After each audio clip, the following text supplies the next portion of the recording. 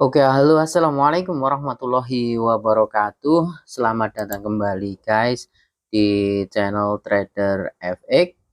Oke ya, kali ini kita akan mereview kenapa setup kita tadi pagi itu gagal.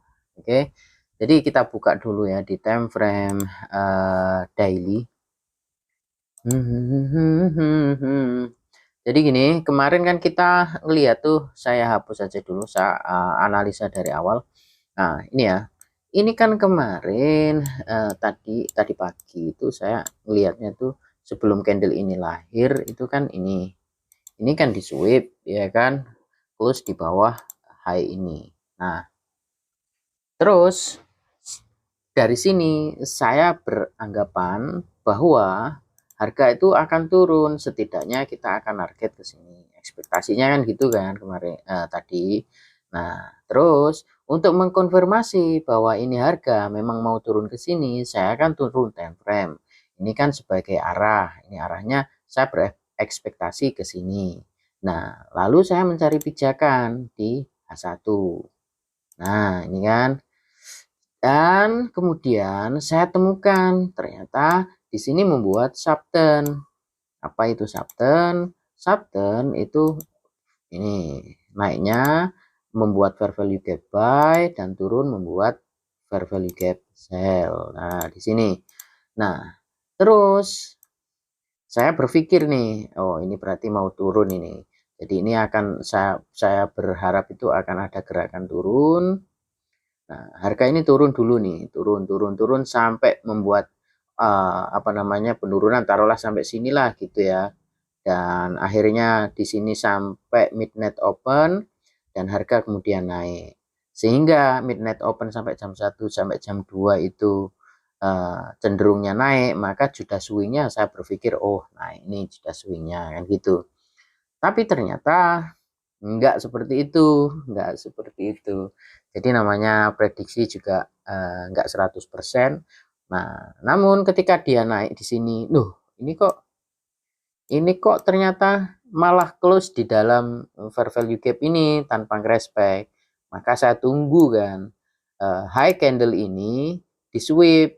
Tapi alih-alih sweep ternyata candle yang kedua ini malah break ini dan close-nya malah di luar apa namanya uh, nembus gitu loh, nembus fair value gap ini. Dan juga ini membuat membuat apa namanya fair value gap tandingan. Nah, gini ini juga jadi subtennya subten buy jadinya.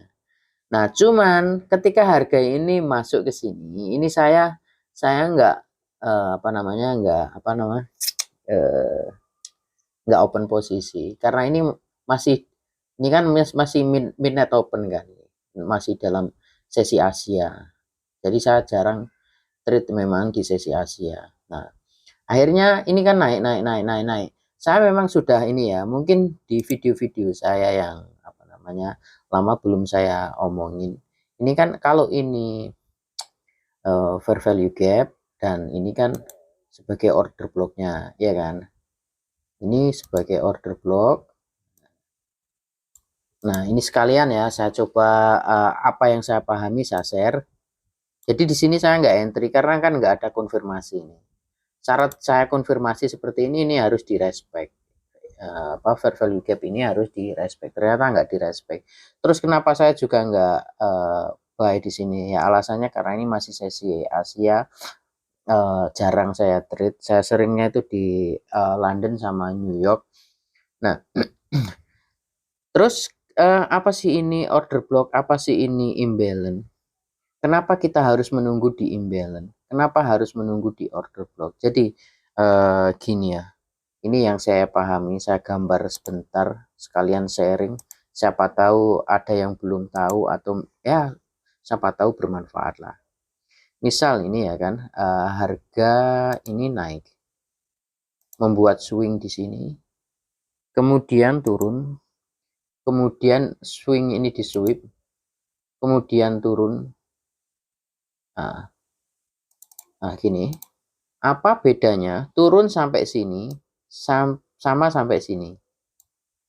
Nah, itu beda. Jadi kalau dia turun ke sini, kalau naik itu yang lebih powerful itu ya ini menurut saya ya, bisa percaya bisa enggak, bisa dicari nanti ini ya. Ini imbalance. Kalau ini imbalance, ini sudah enggak mampu menghadang harga untuk turun kembali lebih jauh, ya order block di sini biasanya lemah. Jadi gini, order block itu fungsinya apa? Untuk memecah kebuntuan. Jadi kalau kalau ini harga ini sampai ke sini aja terus kemudian balik ke sini, ya kan? Tanpa ngebreak ini, ya, tanpa ngebreak ini, artinya sebenarnya order block yang terbentuk di sini ini belum sempurna, gitu. Order block yang di sini ini biasanya belum sempurna. Makanya dibutuhkan ini naik ke imbalance, baru kemudian turun ngebreak ini. Kalau masih menyisakan imbalance biasanya itu dia kayak gini, misalkan ini masih disentuh dikit gini, masih ada sisa. Nah, dia turun, biasanya kadang naik lagi, ngambil order blocknya, baru terjun. Biasanya gitu. Kayak gitu biasanya. Jadi kenapa sih kita harus mencari PDR-nya? Kita harus apa namanya? Order di order block. Kapan sih kita harus menggunakan imbalance? Kapan sih kita menggunakan order block? Ya, yang saya pahami itu seperti itu, guys. Jadi ketika ini harga ini sweep, di sini ada apa namanya fair value gap buy kayak gini subten, maka saya mikir ya di imbalance-nya ini. Karena kalau imbalance-nya ini sudah diterjang, biasanya nih di sini memang enggak, kurang akurat, kurang kuat untuk menahan harga gitu. Beda lagi kalau ini harga ini turun sampai ngebreak di sini. Nah, dia naik kalau toh imbalance-nya ini fail menahan harga, masih ada order block.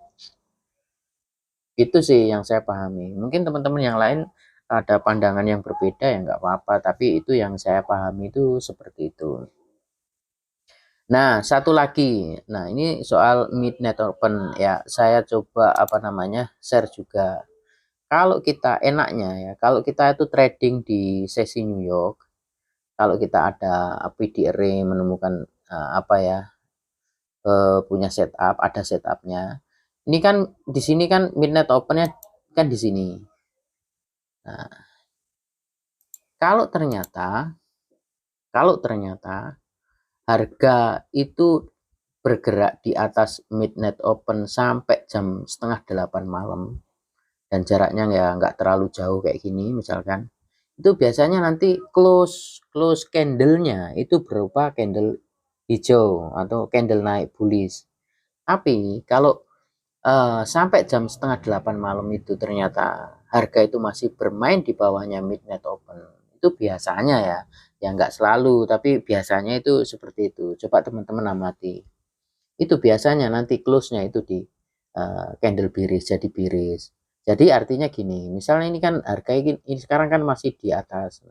Kalau tiba-tiba nanti turun ke sini, ini kan ada order block di sini ya. Kalau ada konfirmasi kita bisa mencari buy. Nah, gitu maksud saya. Ini tambahan aja. Tapi yang jelas kalau saya pribadi, saya harus punya arah dulu, biasnya itu di time frame besarnya itu kemana dulu.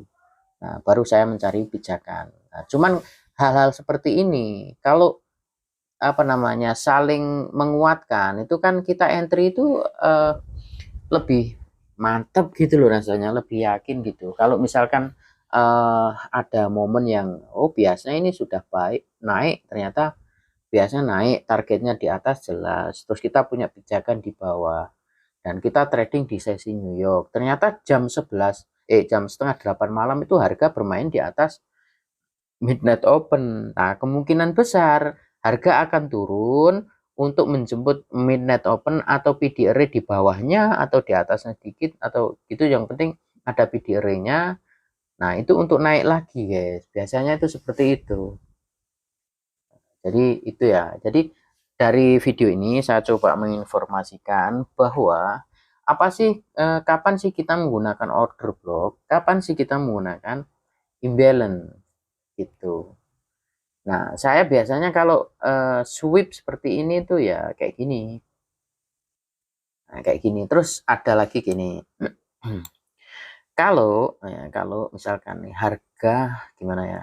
Ini ya, saya pakai ini. Nih.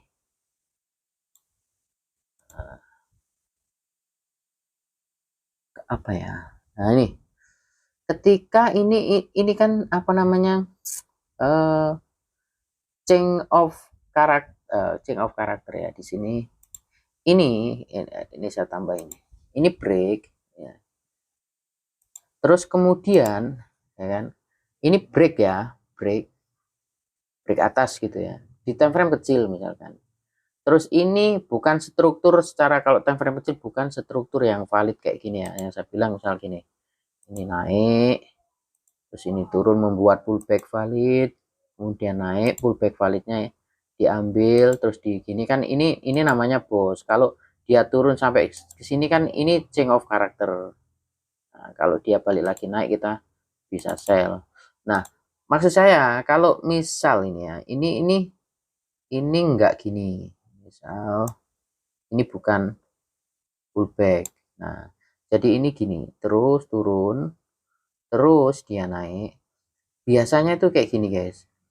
Ada perbedaan. Kalau dia di sini ini sweep saja, ini sudah menandakan penggantinya change of character, the real change of character ya. Kalau ini sweep, biasanya ini ketembus gitu. Nah, ini ketembus. Tapi kalau dia break ya, close body di atas, dia turun itu hanya mencari PD Ray.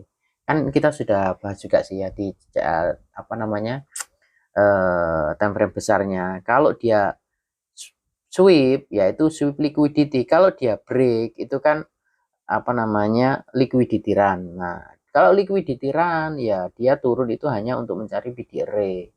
Meskipun ya nggak selalu seperti itu, tapi kebanyakan gitu loh. Tapi kalau sweep ya jangan terlalu berharap banyak terhadap PD Array yang ada di sini. Gitu. Meskipun mungkin nanti akan bereaksi, biasanya dia kembali naik akan membuat failure swing. Failure swing itu apa sih? Nggak nyampe ke puncaknya sini dia sudah turun lagi. Ini targetnya beda gitu.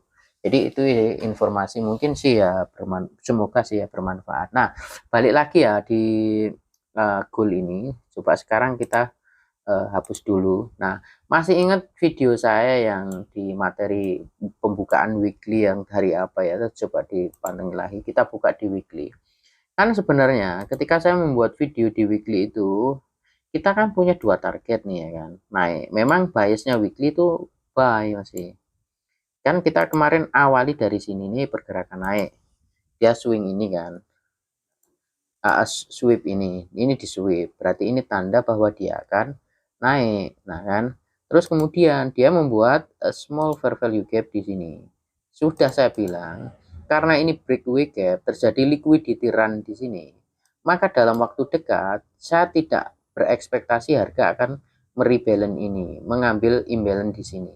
Jadi akan lebih cenderung naik. Nah, kemarin saya juga sudah ini yang kasih apa pandangan buah itu, target pertama kan di sini, ya kan? Target pertama di sini dan target terakhir keduanya tuh di sini. Nah, berarti saat ini harga ini sudah menjalankan program yang dicanangkan oleh weekly. Artinya dia mau mengambil target kedua ini. Jadi nanti kalau hari ini belum sampai ke target, ya kita bisa mencari peluang buy, mencari PDR-nya di bawah.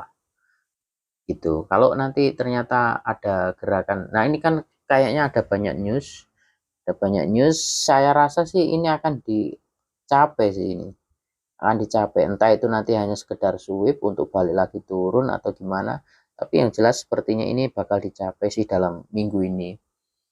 Nah, gitu. Kita lihat di H4. Kalau kita lihat di H4 ini apa guys yang kita lihat? Coba kita di mana kira-kira. Nah, kalau di H4 ini kan kalau ini nanti close-nya di atas ini kan, nah ini kan ring CTR apa CRT-nya kan sudah lepas dari CRT ini menjadi dominan candle break.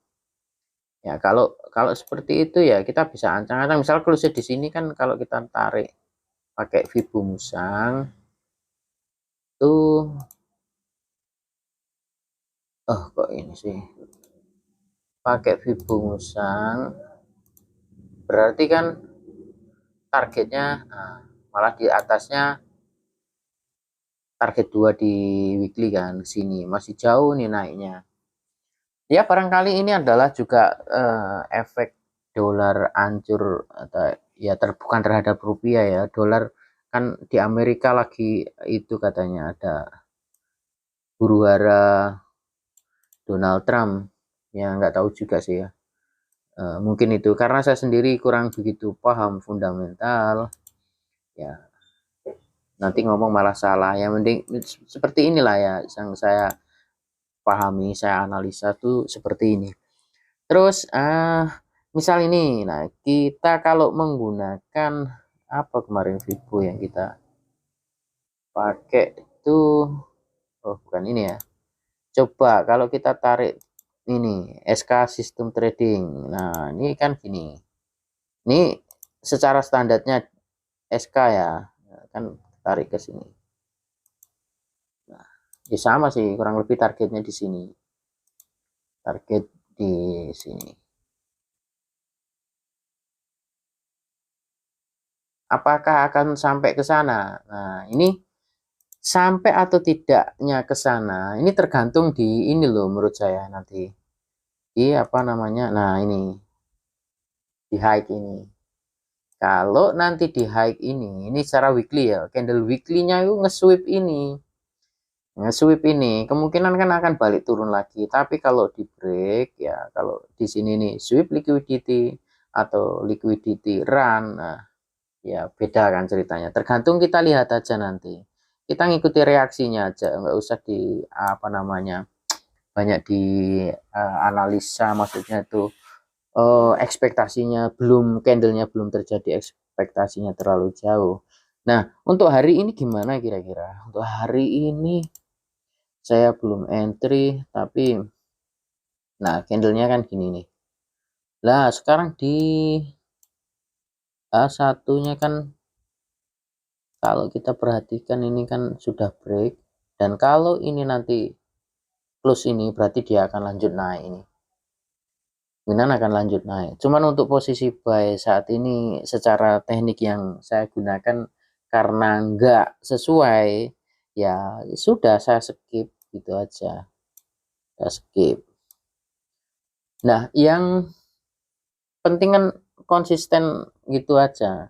Nggak usah apa ya, nggak usah terlalu berambisi. Kalau memang nggak set teknik kita itu nggak apa namanya, nggak sesuai apa ya, nggak sesuai dengan apa yang terjadi di kondisi di market, ya nggak usah terlalu dipaksa kalau saya gitu. Nah, ini kalau saya memaksa ini, nanti kalau dia turun ke sini, mungkin saya lebih berancang-ancang di order block sini.